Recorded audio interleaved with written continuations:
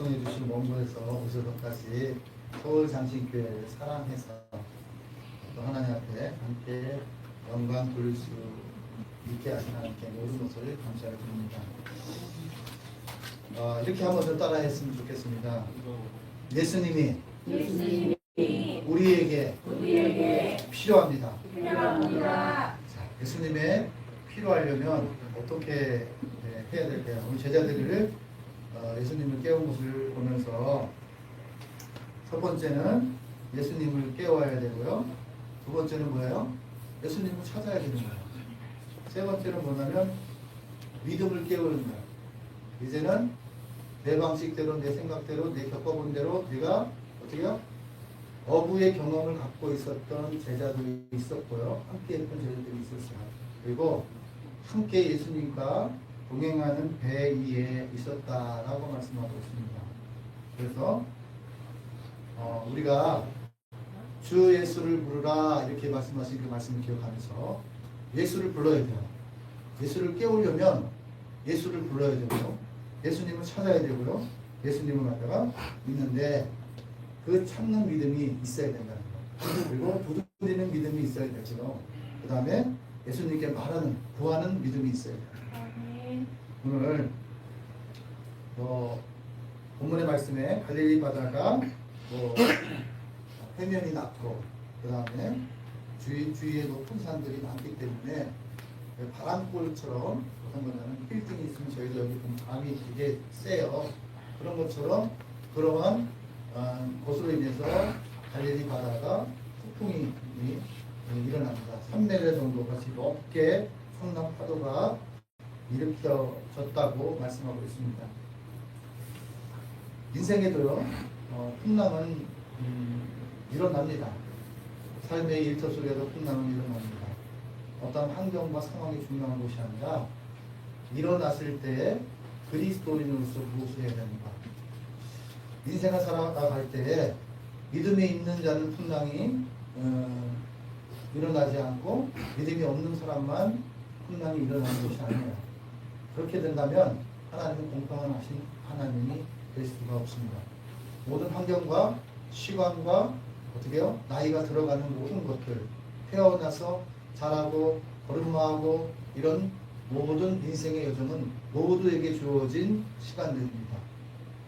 그렇기 때문에 인생의 풍랑도 삶의 살아온 환경과 부모가 다르지만 인생의 여정 속에 내가 먼저 풍랑을 만날 때도 있을 거고 내가 늦게 풍랑을 만날 뿐이지 풍랑은 누구에게나 다 존재한다라는 것을 기억하셔야 됩니다. 다시 말하면 아픔도 마찬가지고 병드는 것도 마찬가지입니다. 다시 말하면 내가 아픔이 있는 것은 어떤 것이에요? 누구보다 내가 먼저 앞서거나 누구보다 먼저 뒤처질 뿐이에요. 아픈 것은 누구에게나 다 있다는 거예요. 슬픔도 누구에게나 다 있는 거예요. 그런데 그런 위기와 폭풍을 만났을 때 내가 그리스도인인지 아닌지를 판가름할 수 있는 유일한 길은 뭐냐면 내가 예수님께 말하느냐, 예수님을 찾느냐, 그리고 나의 믿음을 돌아보아야 한다는 것을 얘기합니다. 위기를 만나면 제자들은 어떻게 했죠? 제가 할 길로 갔어요. 십자가의 고난과 위기가 오니까 다 제가 할 길로 자기 살고자 갔어요. 그래서 살았으니까 제가 할 길로 간다고 해서 그들이 삶이 나아지고 넉넉해지고 또 풍성해지고 그랬습니까? 결국에는 원위치 됐다는 거예요. 원위치. 인생의 삶 속에서 모든 것이 원위치 됐다. 다시 말하면 자기가 있던 자리로 돌아갔다는 걸 이야기합니다.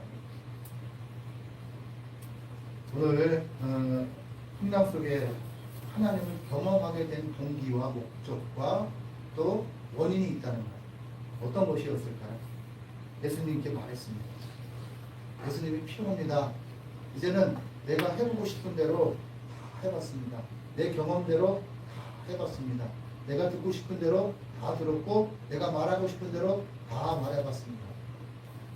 그런데 결국에는 이도 저도 안 되니까 예수님을 깨운 제자들의 모습을 통해서 제자들의 모습이 믿음 있는 모습이었을까요? 믿음 없는 모습이었을까요? 또 우리는 그런 모습들을 통해서 우리의 모습은 어떤 모습인지 생각해 보아야 합니다. 진짜로 예수를 믿는 사람은 어떤 사람일까요? 진짜로 예수를 의지하는 자는 어떤 사람일까요? 진짜 예수님께 기도하는 사람은 어떤 사람일까요? 문제를 만난 인생 속에서 예수님과 함께 위기 속에 있다는 것을 인지합니다.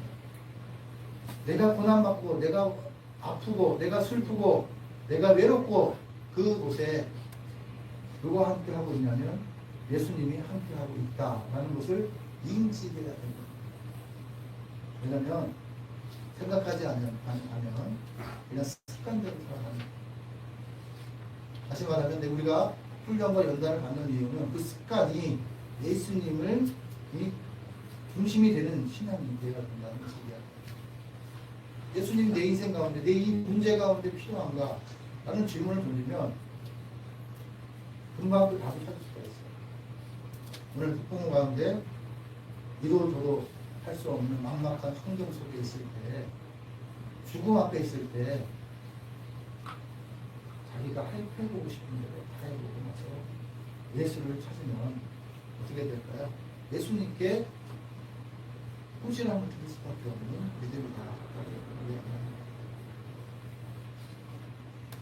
오늘 23절에 구원의 배, 여러분 인생의 신앙의 배에 누구와 함께 하고 있습니까? 예수님과 함께 하고 있다고. 배에 오르면 제자들이 따랐더라 이렇게 말씀합니다. 여러분 우리의 인생도 예수님이 우리와 함께 하고 있다는 거예요. 구원의 방주에 인생의 방주에 예수님이 함께 하고 있다는 거예요. 내 안에 예수님이 함께 하고 있다고 말씀하고 있습니다. 바다에 큰 놀이 일어나 물결의 배에 덮이게 되었으니 예수님께서 주무시는다. 여러분 풍랑이 일 때 내 안에 예수님이 자고 있네요. 여러분 예수님이 믿음이 내 안에 자고 있어요. 여러분 내 정신이 깨어서 예수님을 찾아야 되는데 예수님을 찾지 않고 있다는 걸 기억하세요. 깨워야 되는 거예요. 예수님을 깨우듯이 나의 믿음을 깨우고 나의 소망을 깨우고 나의 비전을 깨우고 내가 왜 지금 기름을 준비하는 것이 무엇인지 깨달아요.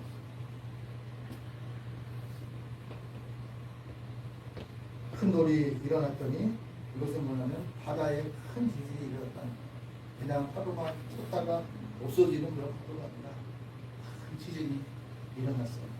사람의 한계로 극복할 수 없는 환경이 주어졌다라는 것을 이야기합니다. 밑바닥부터 바다의 밑바닥부터 모든 물들이 일어났다라는 뜻을 갖고 있습니다. 예수님의 제자는 자기의 경험으로 해결할 수 없는, 업으로서 해결할 수 없는 위기가 주어졌습니다. 그리고 이제 파선의 위기가 되어 배가 가라앉을 것 같은 위기가 주어졌다고 고백하고 있습니다. 갈릴리 바다에서 업으로 장뼈가 굵었던 제자도 있었습니다. 바닷물이 뒤집히고 바람이 부는 그 현장 속에서는 그것 또한 경험 또한 그의 기술 또한 속수무책이었다라는 것을 본문이 말씀하고 있는 겁니다. 우리도 바다와 같은 이 세상 속에 삶 속에서 우리도 어떠한 안정도 어떠한 평안도 보장받을 수 없는 인생을 살아가고 있다는 것을 여러분 기억하셔야 됩니다. 제자들의 믿음은 어떤 믿음이었을까요? 예수님을 모시고 가는 도중에 풍랑을 만났습니다. 예수님과 함께 동행하고 있습니다. 예수님과 함께 믿음 생활하고 있습니다. 예수님을 위해 함께 십자가의 길을 따라가고 있습니다. 예수님과 함께 움직이고 있는 이 구원의 방주에 올라탄 상태입니다. 우리는 예수님을 믿기만 하면 모든 것이 잘 된다고 믿습니다. 그런데 믿기만 하면 되는 것이 아니라 행함이 없는 믿음은 죽은 믿음이라고 말씀하십니다. 여러분 믿는 것이 행동으로 옮겨지는 것을 어떤 것이냐면 언행일치라는 거예요. 말과 행동이 같아야 된다 하는 것이죠. 믿는 사람은 그래야 세상의 빛과 소금의 역할을 감당할 수 있다. 내 안에 예수가 어떻게 해요? 드러나게 된다 하는 것입니다. 여러분, 예수님을 믿으면 불행했던 삶이 행복해집니까? 여러분, 행복해집니다. 복의 근원이 어디로부터 오냐면 하나님께로부터 오기 때문입니다.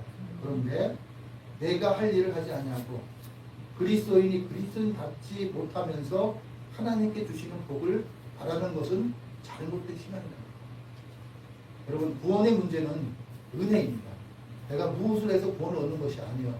배에 탄 것은 예수님과 함께 구원의 방주에 탄 것은 나의 의가 아니라 내가 예수를 따랐고 예수를 믿었기 때문에 당연히 구원의 방주는 가는 거예요. 그러나 그것을 유지하고 평온해질 수 있고 그것을 움직이려면 누구의 수고가 있어야 되냐면 제자들의 수고가 있어야 된다는 것을 이야기합니다.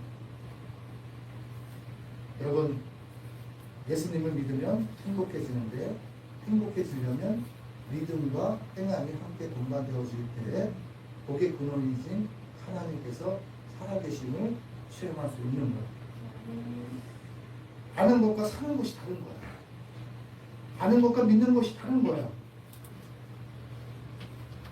그리고 아는 것과 실상이 다른 거예요.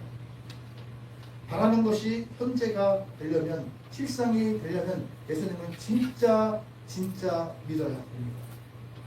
믿는 척만 하는 것이 아니라 진짜로 전지전능하신 하나님이 예수님이라는 것을 믿으셔야 합니다. 진짜로 믿어야 한다는 것은 믿음이 행동이 뒷받침되는데 무엇을 보장으로 믿는 거야? 전지전능하신 하나님이 나와 동행하신다. 나는 하나님이 있기에 두려워하지 말라. 놀라지 않고 나는 담대하게 배에 노를 줄 수 있다. 그리고 배의 방향을 정할 수 있는 것. 예수님이 가라는 곳이 있어요. 예수님이 원하는 곳이 있어요. 예수님이 노를 져라 할 때 노를 져야 됩니다. 지금은 노를 져야 할 때인지 아닌지를 분별해야 됩니다. 여러분, 살고 싶다고 해서 스스로 살 수 있습니까? 영생할 수 있습니까? 영원히 살 수 없습니까? 여러분, 이 시간에 내 경험이 어부였지만 그 어부를 통해서 경험을 해서 노를 진다고 해서 물을 풀어낸다고 해서 그 죽음을 모면할 수 있을까요? 그때 이 시간에 무엇이 가장 필요할까요? 예수님이 필요한 시간입니다. 예수님을 찾아야 되는 시간입니다. 예수님께 말해야 되는 시간이었고 예수님을 부르는 시간이 되어야 됩니다. 그런데 대부분의 사람들은 내가 예수를 믿으면 왜 나에게 이런 아픔이 옵니까? 나에게 왜 이런 슬픔이 옵니까? 오늘 제자도 똑같이 예수님께 불평하면서 이야기합니다. 내가 해볼 만큼 해봤고 그런데 예수님 왜 주무시고만 계시냐? 예수님이 왜 나를 인간으로 창조하셨냐? 예수님이 왜 나를 남자로 삼느냐? 왜 예수님이 나를 십자가를 지고 예수님을 따르라고 했느냐? 왜 예수님을 믿게 해서 내가 힘들게 했느냐? 그것을 예수님께 이야기하고 있는 제자들의 모습이 본문에서 보면 문제가 생기고 나서 주님을 의지하는 삶이 아니라 문제가 일어나기 전부터 진짜로 예수를 믿어야 되는 조건이 우리에게 주어졌다. 본문의 말씀을 보고 들으면서 제자들의 믿음은 어떤 믿음이었을까? 진짜로 제자들이 예수를 잘 믿고 있던 제자들이었다고 생각하십니까? 제자들이 진짜로 예수님과 함께 인생에 문제가 없다고 믿고 있었던 것일까요? 자기가 해보고 싶은 대로 다 해보고 자기가 겪어본 대로 다 행동해보고 자기가 생각해보고 싶은 대로 다 생각해보고 자기가 믿고 싶은 대로 다 믿어보고 자기가 너무 무서워할 것들 다 무서워해보고 자기가 계산할 거 다 계산해보고 자기가 다 이용할 거 다 이용해보고 이도저도 방법이 없으니까 그제서야 예수 앞에 선 제자들의 모습이 본문에서 우리들에게 하시고 가는 말씀은 무엇일까? 우리 고혁상호님께서 저에게 한신만 목사님에 대한 영광을 위하라는 책 중에 설교 말씀 중에 강진호 목사님 설교가 있었습니다. 근데 그 말씀 속에 미랄 목회라는 게 어떤 거냐라고 그 목사님께서 말씀하시면서 내가 아니면 안 된다는 그 교만이 이것이 인간의 죄다라고 이야기합니다. 제가 나 아니면 안 된다. 서울장신교회가 안 목사 아니면 안 된다. 이런 생각을 갖지 않습니다. 저는요, 담임 목사가 인생의 목적이 아니라고 여러분들이 고백합니다. 여러분, 인생의 목적은 주님이셔야 되고요. 주님만 나타나야 된다고 생각합니다. 그래서 교만하지 않으면 이것이 나에 의해서 이끌어가는 것이 아니라 예수에 의해서 이끌려가고 있다는 것을 기억하셔야 됩니다. 많은 위기들이 우리들에게 세상 사람들은 모릅니다. 누구보다도 서울장신교회 성도들은 서울장신교회가 어떤 위기들이 있었는지에 대해서 고백할 수 있고 또 증거할 수 있는 상태이라는 것을 여러분 기억하십니까? 여러분, 예배의 초소가 없어진다는 것, 여러분, 그리고 우리가 이 서울장신교회가 잘났든 못났든 어디부터 시작이 됐냐면 신학교 서울 캠퍼스에서 시작이 되었습니다. 누가 허락을 했건 안 했건에 중요한 것이 아니라 시작이 중요합니다. 내가 누구의 정신을 이어받아서 이 서울장신교회를 이끌어갈 것인가 하는 것입니다. 인간의 교만을 죽이는 것, 그것이 미랄 목회라고 장신영 목사님 그렇게 이야기했습니다. 두 번째는 뭐냐면 어떤 것을 장신영 목사님 미랄 목회라고 이야기했냐면 요나처럼 책임지는 것을 미랄 목회다 이렇게 얘기했습니다. 요나가요, 배에 폭풍이 닥쳤을 때 저 사람들 탓이라고 당신들이 예수를 안 믿기 때문에 이것이 폭풍우가 일어났다 이렇게 얘기하지 않았습니다. 내 탓이요, 나의 잘못으로 인하여 이 기가 처해졌다라고.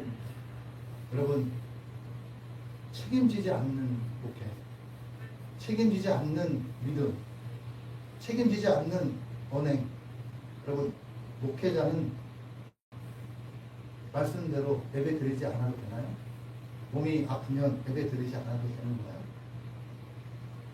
여러분, 주일은 성도의 의무고 성도의 의무를 해야 됩니다. 요나의 위기가 닥쳤을 때 나 때문에 이 문제가 생겼다는 것을 인지하고 하나님 앞에 회개했어요. 정직하게 사람들 앞에 고백했습니다. 그리고 큰 바다를 나다가 자기를 던지라고 순교하게끔 했습니다. 그러면 이 문제가 해결될 것이라고 이야기하면서 문제를 누구의 문제로 삼았냐면 나의 문제로 삼았다.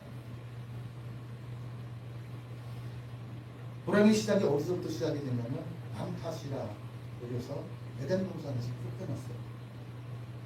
인간의 이스라엘 백성들이 그렇게 광야 속에서 하나님의 은혜를 입었는데도 불구하고 하나님의 은혜를 기억하자고 절기만 만들었을 뿐 절기에 맞는 마음이 사라져버렸습니다. 이 나라 이 민족이 어떻게 생겨나고 출애굽했고 어떻게 하나님께서 먹이시고 입히셨는지에 대한 모든 것을 망각한 채 은혜를 배은망덕에게 갚는, 내가 하나님이 되고자 하는, 내가 왕이 되고자 하는, 내가 선지자가 되고자 하는 권리만을 요구했던 사람들이 되었다. 제사장으로서 감당해야 될 것들을, 성도로서 감당할 의무들은 접어진 채 권리만을 요구하고 권리만을 찾으려고 했던 사람들이 있었습니다. 오늘 본문에도 제자들이 그래요. 예수님과 함께 동행하면서도 예수님 왜 잠만 자고 계십니까? 예수님을 착하고 있는 거예요. 예수님께 불평하고 있는 거예요. 예수님이 원인이었습니까? 아니면 이 길을 믿음으로 승리하고자 해야 되는 것입니까? 우리가 예수님께, 우리가 하나님께 탓할 수 있는 능력이 있다고 생각합니까? 바로 하나님을 원망할 수 있다고 착각하는 것이 교만이라는 것을 기억하셔야 합니다. 문제와 위기가 생겼을 때 기억해야 될 것이 있습니다. 미랄 목회는 순교 정신의 목회가 됩니다. 나를 내던지는 목회가 되어 내가 예수님을 부르는 내게 예수님의 필요함을 느끼는 개인의 구원, 하나님과의 관계가 중요하다는 것을 이야기합니다. 자기 가시가 없는 성실한 목회, 세상의 유행 따라 문화 따라 그리고 세상의 사람들의 입맛에 따라 그렇게 목회하는 것은 이런 목회에서 벗어나 자기 주머니를 세우고 자기만을 찾고자 하는 사람들이 얼마나 많아졌습니까? 성전을 팔아 먹고 사는 문제만을 해결하기 위해 살아가는 사람들이 얼마나 많습니다. 지도자 한 명이 어떻게 이끌어가느냐에 따라 그 나라와 민족과 그 구원의 배는 어떻게 해요? 갈아줄 수 있다는 것을 여러분이 기억하십니다. 제사장, 만인 제사장은 많은 사람들이 이야기합니다. 나도 제사장이야. 제사장의 몫을 해야지. 성전을 아름답게 가꿀 수 있는 정원사, 하나님이 주시는 일꾼이 되고자 하는 주님의 명령에 순종하고자 하는 마음들이 있어야 하지 않겠습니까? 믿음이란 어떤 것이냐면 하나님을 원망의 대상이 아니라 의지의 대상으로 믿는 것입니다. 예수님께 당신을 믿고 타는데 이게 무슨 꼴입니까? 당신을 믿고 살아왔는데 내 자식은 왜 이렇게 살아야 됩니까? 자식의 문제가 자식의 어려움이 예수님 때문입니까? 내 믿음이 약해서입니까? 아니면 신앙의 교육을 잘하지 못해서입니까? 여러분 원인을 하나님께 찾는 것이 아니라 내게 찾는 사람입니다. 두 번째는 예수님과 함께 믿음이라는 것은 원망하지 않고 두려워하지 않는 거예요. 왜냐하면 예수님이 내 배와 함께 계시기 때문에 나의 인생의 여정 속에 예수님이 함께 하십니다. 두려운 일이 생기면 누구를 찾아야 되고 누구를 불러야 되고 누구에게 말해야 되는지를 아는 것이 믿음이다. 두려우면 제가 길로 가겠습니다. 무엇보다도 경험 속에서 이건 하나님의 은혜라고 고백했던 인생의 여정 속에서 모래 위에 은혜를 새기는 어리석은 사람들이 주님을 나는 필요합니다라고 고백할 줄 아는 신앙인이 되면 되는데 주님 이제 살만하니까 먹을 만하니까 이제 주님이 필요한 게 아니라 내 힘으로 한번 살아보겠습니다. 그것이 누구였어요? 저였어요. 저도 군대 생활하면서 아쉽은 소리 안 하고 싶고 누구에게 손 벌릴 일 없을 줄 알았습니다. 여러분 어떤 사람이 저한테 그런 얘기를 합니다. 목회자가 뭐 구걸을 하냐고. 근데 제가 솔직히 목회자가 영혼을 왜 구걸할 수 있다. 영혼을 왜 거짓해도 될 수도 있다. 그래. 그게 순도 아니냐? 내 창피. 제가 전도사가 될 때부터 무슨 생각이 들었냐면 야 내가 인생이 대접받는 인생에서 대접하고 싶은 인생입니다. 내 인생을 보면 어떻게 보면 이게 참 누군가에게 손을 걸려야 되는 환경과 상황들이 있구나. 그것이 나에게 정말 비참했고 너무나 우울하고 슬펐어요. 그런데 주님의 나라를 위해서 순교한다는 것이 무엇일까? 나를 내려놓는 나는 죽고 예수가 살게 만드는 예수의 영광을 위해 나타내는 거예요. 믿음이란 의심하지 말아야 됩니다. 끝까지 한 번 믿었으면 내가 믿는 주군을 끝까지 따르는 게 바로 믿음이에요. 예수를 어려울 때는 아이고 원망만 하고 예수님 정말 살아 안 계셔. 살아계신 분이 아니야. 부활하신 분이 아니야. 불신하는 시간과 환경이 아니라 그때가 예수님이 필요한 때다. 그때가 예수님을 앞에 서야 되는 시간입니다. 주여 살든지 죽든지 주님 나의 원대로 마옵시고 아버지의 원대로 되기를 원하나이다 라고 고백했던 예수님의 그 고백을 기억하십니다. 죽음 앞에서 강도가 있었습니다. 한 강도는 그래 네가 신이 있는 것을 증명해봐라. 네가 하나님이 있는 것을 증명해봐라. 하면서 마지막 죽을 때까지 예수를 빈정거렸던 강도와 한 강도는 죽음 앞에서 무엇을 했냐면 주여 저를 불쌍히 여겨주옵소서. 저를 낙원에서 저를 기억하여 주시옵소서. 지금 상황이 지금의 주어진 환경들이 예수가 필요한 시대이고 예수를 믿어야 되는 시기에도 불구하고 예수를 내던져버리는 예수를 버려버리는 인생이 되었다 하는 것을 기억하시오. 우리가 믿는 예수님은 윤리 선생이 아니에요.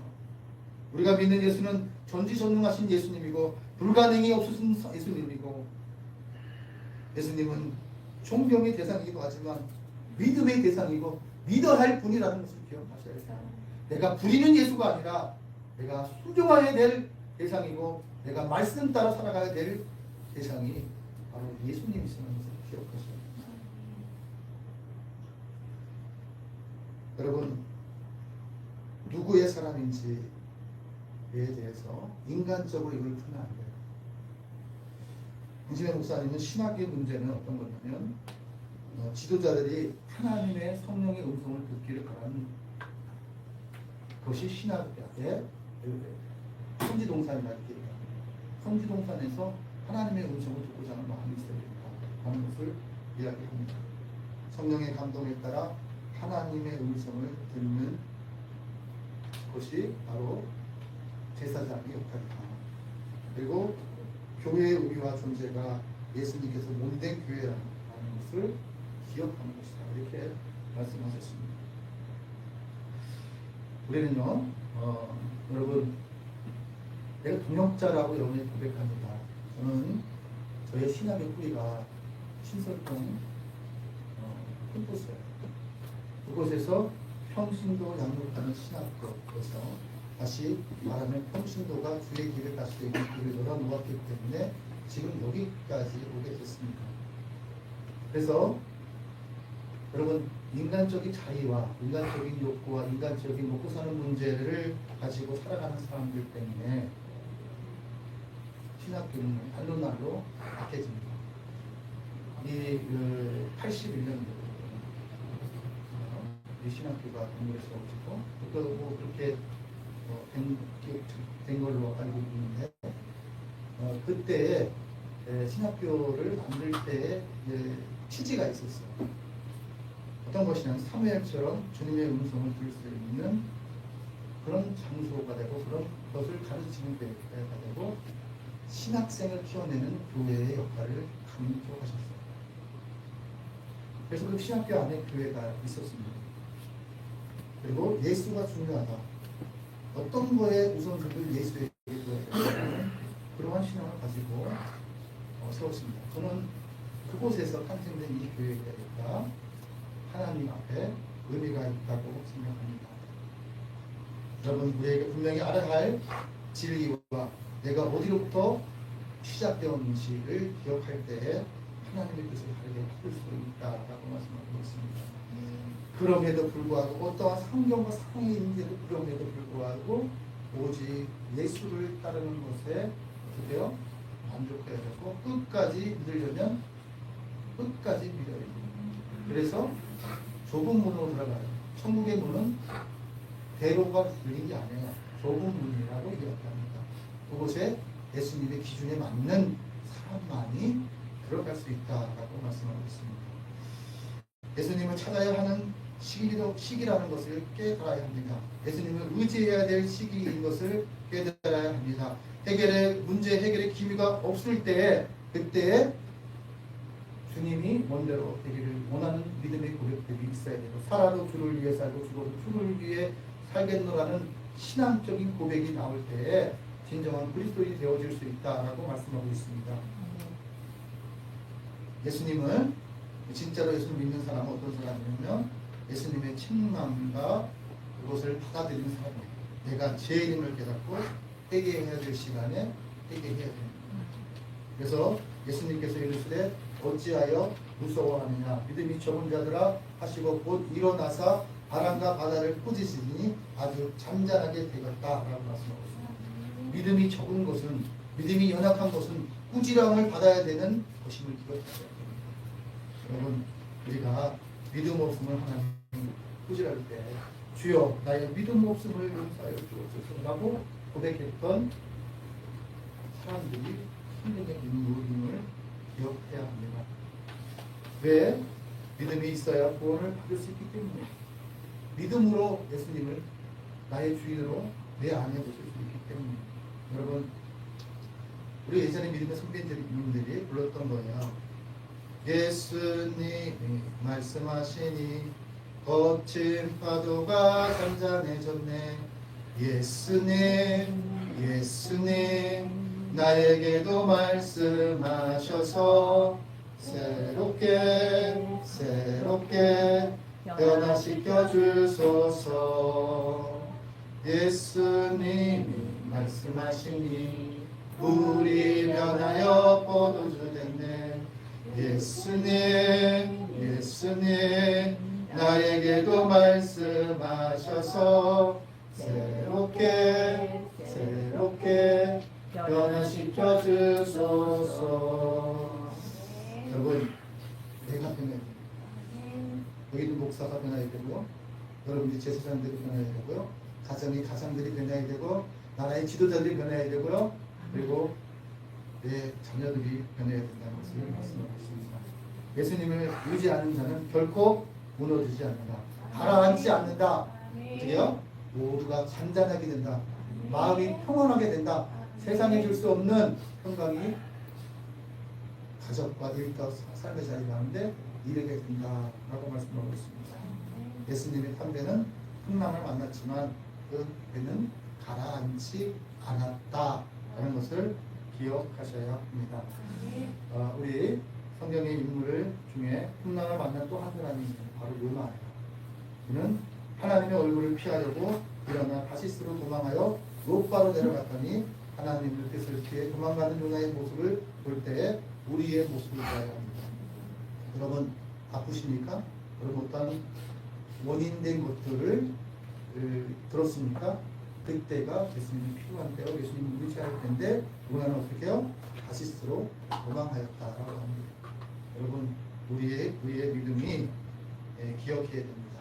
내가 지금 어떤 위기가 올 때에 예수님을 피하고 있는지, 예수님을 원망하고 있는지, 예수님을 의지하고 있는지, 예수님이 나에게 필요하냐라고 고백하고 있는지를 생각해보는 저와 여러분 되시기를 예수님의 이름으로 축원합니다. 기도하겠습니다. 하나님 아버지 감사합니다. 오늘 하나님 내 인생의 문제를 주님께 맡깁니다. 그 문제가 있을 때에 극복할 수 있는 것은 예수님을 찾고 예수님께 말해야 됨을 아는 신앙이 될 수 있도록 우리를 고쳐 주시옵소서. 모든 것을 주님께 의탁하고 예수님의 이름으로 기도 올리옵나이다. 아멘.